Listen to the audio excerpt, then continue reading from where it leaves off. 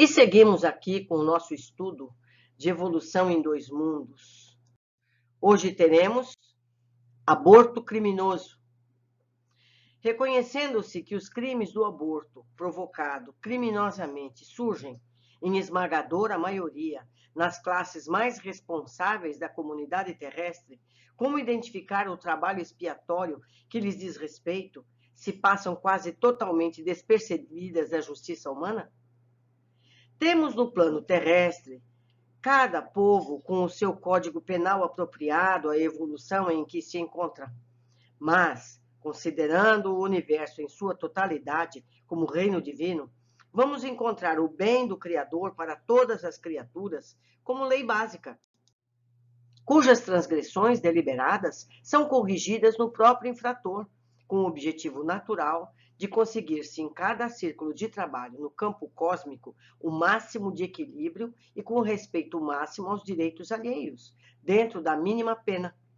Atendendo-se, no entanto, a que a justiça perfeita se eleva, indefectível, sobre o perfeito amor, no hausto de Deus, em que nos movemos e existimos, toda reparação perante a lei básica a que nos reportamos se realiza em termos de vida eterna, e não segundo a vida fragmentária que conhecemos na encarnação humana, porquanto uma existência pode estar repleta de acertos e desacertos, méritos e deméritos, e a misericórdia do Senhor preceitua, não que o delinquente seja flagelado, com extensão indiscriminada de dor expiatória, o que seria volúpia de castigar nos tribunais do destino, invariavelmente regidos pela equidade soberana,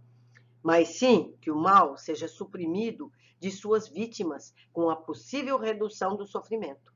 Desse modo, segundo o princípio universal do direito cósmico, a expressar-se, claro, no ensinamento de Jesus, que manda conferir a cada um segundo as suas próprias obras, arquivamos em nós as raízes do mal que acalentamos para extirpá-las à custa do esforço próprio, em companhia daqueles que se afinem à faixa de culpa com os quais, perante a justiça eterna, os nossos débitos jazem associados. Em face de semelhantes fundamentos, certa romagem na carne, entremeada de créditos e dívidas, pode terminar com aparências de regularidade irrepreensível para a alma que desencarna, sobre o apreço dos que lhe comungam a experiência, seguindo-lhe de outra, em que essa mesma criatura assuma a empreitada do resgate próprio, suportando nos ombros as consequências das culpas contraídas diante de Deus e de si mesma, a fim de reabilitar-se ante a harmonia divina, caminhando assim transitoriamente ao lado de espíritos incursos em regeneração da mesma espécie. É dessa forma que a mulher e o homem, acumpliciado nas ocorrências do aborto delituoso, mas principalmente a mulher, cujo grau de responsabilidade nas faltas dessa natureza é muito maior, à frente da vida que ela prometeu honrar com nobreza na maternidade sublime, desajustam as energias psicossomáticas com mais penetrante desequilíbrio no centro genésico, implantando nos tecidos da própria alma a sementeira de males que frutecerão mais tarde em regime de produção a certo tempo. Tempo certo. Isso ocorre não somente porque o remorso se lhes entranha no ser, a feição de víbora magnética, mas também porque assimilam inevitavelmente as vibrações de angústia e desespero e, por vezes, de revolta e vingança dos espíritos que a lei lhes reservava para filhos do próprio sangue, na obra de restauração do destino. No homem, o resultado dessas ações aparece quase sempre em existência imediata àquela na qual se envolveu em compromisso desse jaez, na forma de moléstias testiculares, desendocrinias diversas, distúrbios mentais, com evidente obsessão por parte de forças invisíveis, emanadas de entidades retardatárias, que ainda encontram dificuldade para exculpar-lhe a deserção. Nas mulheres, as derivações surgem extremamente mais graves. O aborto provocado, sem necessidade terapêutica, revela-se matematicamente seguido por choques traumáticos no corpo espiritual, tantas vezes quanto se repetir o delito de lesa maternidade, mergulhando as mulheres que o perpetram em angústias indefiníveis, além da morte, de vez que por mais extensas se lhes façam as gratificações e os obséquios dos espíritos amigos e benfeitores, que lhes recordam as qualidades elogiáveis, mas se sentem diminuídas moralmente em si mesmas, com o centro genésico desordenado e infeliz, assim como alguém indebitamente admitindo num festim brilhante, carregando uma chaga que todos os instantes se denuncia. Start ressurge na vida física, externando gradativamente na tessitura celular de que se revestem. A disfunção, que podemos nomear como sendo a miopraxia do centro genésico, atomizado, padecendo logo que reconduzidas ao curso da maternidade terrestre.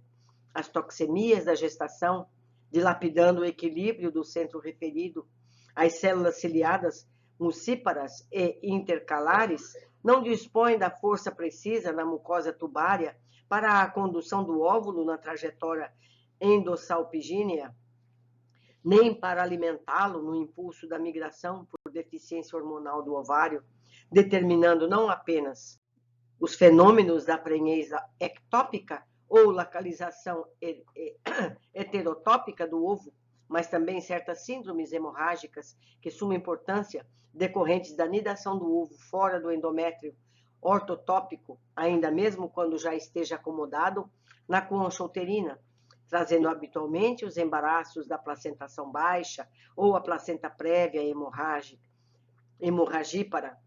que constitui na parturição verdadeiro suplício para as mulheres portadoras do órgão germinal em desajuste. Enquadradas na arritmia do centro genésico, outras alterações orgânicas aparecem, flagelando a vida feminina, como sejam o deslocamento da placenta ectópica por hiperatividade histolítica da vilosidade corial, a hipocinesia uterina, favorecendo a gemicultura do estreptococo ou do gonococo depois das crises endometricas,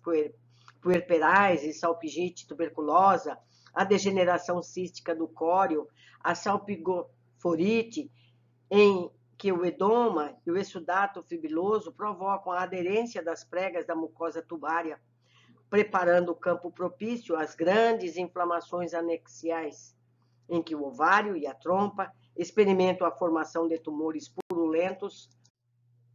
que os identificam no mesmo processo de desagregação. As síndromes circulatórias da gravidez, aparentemente normal, quando a mulher no pretérito viciou também o centro cardíaco, em consequência do aborto calculado e seguido por disritmia das forças psicossomáticas que regulam o eixo elétrico do coração, ressentindo-se como resultado, na nova encarnação em pleno surto de gravidez, na miopraxia do aparelho cardiovascular, com o aumento da carga plasmática na corrente sanguínea, por deficiência no orçamento hormonal, daí resultando graves problemas da cardiopatia consequente. Temos ainda a considerar que a mulher sintonizada com os deveres da maternidade na primeira, ou às vezes até na segunda gestação, quando descamba para o aborto criminoso, na geração dos filhos posteriores, inocula automaticamente no centro genésico e no centro esplênico do corpo espiritual as causas sutis de desequilíbrio recôndito a se lhe evidenciarem na existência próxima, pela vasta acumulação do antígeno que lhe imporá as divergências sanguíneas com que asfixia gradativamente, através de hemólise, o rebento de amor que alberga carinhosamente no próprio seio, a partir da segunda ou terceira gestação, porque as enfermidades do corpo humano, como reflexo das depressões profundas da alma, ocorrem dentro de justos períodos etários. Além dos sintomas que abordamos em sintética digressão, da etiopatogenia das moléstias do órgão genital da mulher, surpreenderemos largo capítulo a ponderar no campo nervoso, a face da hiperexcitação do centro cerebral, ou inquietantes modificações da personalidade a ralarem, muitas vezes, no martirológio da obsessão, devendo-se ainda salientar o caráter doloroso dos efeitos espirituais do aborto criminoso para as ginecologistas e obstetras delinquentes. O crime não é só das mulheres, é também dos profissionais que fizeram esse aborto. Para melhorar a própria situação, que deve fazer a mulher que se reconhece na atualidade com dívidas no aborto provocado, antecipando-se desde agora no trabalho da sua própria melhoria moral, antes que a própria existência lhe imponha as aflições regenerativas? Sabemos que é possível renovar o destino todos os dias. Quem ontem abandonou os próprios filhos pode hoje afeiçoar-se aos filhos alheios, necessitados de carinho e abnegação.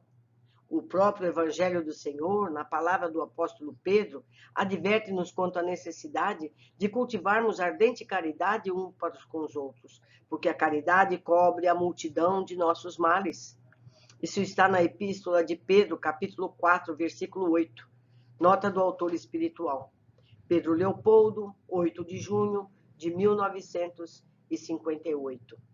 Também nos livros anteriores, vimos alguns casos de aborto e suas consequências. Não é verdade?